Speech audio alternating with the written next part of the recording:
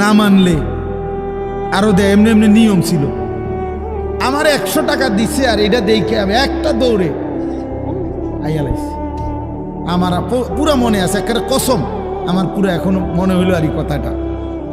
আমার একারে আমার ভাই, চাচাতো ভাইটাই বা অন্যরা এত দমকাইছে, বেউকুফ 100 টাকা লইয়া দৌড় দিয়ে আইয়া লাইছ। আমি বলছি আমি তো আসলে এর চাইতে বেশি টাকা জীবনে আর দেখি। তো বলতে চাইলাম, হাজার হাজার কোটি কোটি মিলিয়ন ডলারের এই বাড়ি ভবন, এগুলো পৃথিবীর সর্বাধুনিক প্রযুক্তি দিয়ে, অত্যাধুনিক প্রযুক্তি থাকা সত্ত্বেও, আধুনিক সরঞ্জামাদি থাকার পরেও বাপ আল্লাহর দেওয়া আযাবে আগুনে যখন জ্বলছে, এই কয়দিন হইল কোনো বেঈমানে 1 সেকেন্ডের জন্য আগুন নিভাইতে পারে নাই। 14,000 ফায়ার সার্ভিস কর্মী একসাথে আপনার পানি দিছে, আরো বাড়ে, আগুন আরো বাড়ছে। তার মানে বোঝা গেল বাবা, পৃথিবীর কারো শক্তি মূলত কোনো শক্তি না, আল্লাহ শক্তির সামনে, আল্লাহর ফয়সালার সামনে। আল্লাহ যদি ভালো রাখে তাইলেই ভালো থাকা।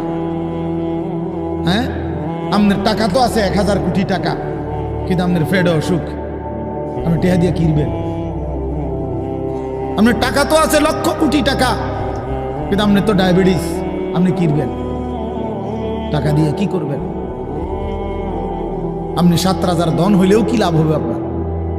এই জন্য আমি অনুরোধ করছি, আমরা মুমিন, আল্লাহ আমাদেরকে বলছে এটাই কথা, তোমাদের উপরে আমি রোজা ফরজ করলাম, তোমরা আমার হুকুম মানো, তোমরা আমারে মানো বান্দা। রোজা মানে বিরত থাকা, সিয়াম মানে বিরত থাকা, তার মানে গুনাহ থেকে বাঁচো, হালাল বস্তু থেকে বাঁচো। আমি তোমাদেরকে হারাম তো হারামই, হারাম থেকে আবার ফিরাবো কেন? হারাম থেকে তো ফিরতে সারা বছরের জন্যই বলে দিছি। তো আমি রমজান মাসে তোমাদের 3টি হালাল খাবার হালাল ছিল, পানি হালাল ছিল, হালাল স্ত্রী হালাল ছিল। আমি রমজানের 30টা দিন, একটা মাসে তোমাদের জন্য খাদ্য, পানি, স্ত্রী, এই 3টা জিনিস হালাল বস্তু আমি হারাম করে দিলাম। যেন আমি বুঝাইতে চাইলাম যে দেখো, আমি আল্লাহ যেখানে হালালটাও হারাম করে দিলাম, সেখানে হারামটার প্রতি আমি আল্লাহর কি পরিমাণ ঘৃণা। যেখানে হালালটাই ছেড়ে দিতে বললাম, সেখানে হারামটা ধরে রাখার কোন সুযোগ আছে? অতএব মিথ্যা, চুরি, ডাকাতি, জিনা, ব্যভিচার, মদ, জুয়া,